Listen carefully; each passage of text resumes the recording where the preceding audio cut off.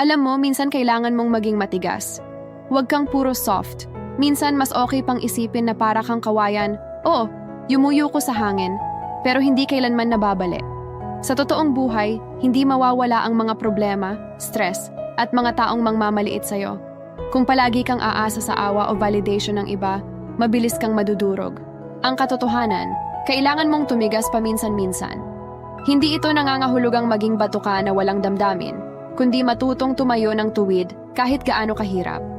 Ang resilience ang sikreto ng mga taong umaangat. Hindi sila palaging ang pinakamatalino o pinakamagaling, pero sila ang hindi basta-basta sumusuko. Ang mundo ay hindi titigil para lang mag-adjust sa'yo, kaya ikaw ang dapat magpatibay sa sarili mo. Kung pakiramdam mo hirap ka na, huwag kang bumigay agad. Tumayo ka, ayusin mo ang sarili mo, at ipakita mong hindi ka basta matitinag. Tandaan mo, matibay ang tatak ng tunay na panalo.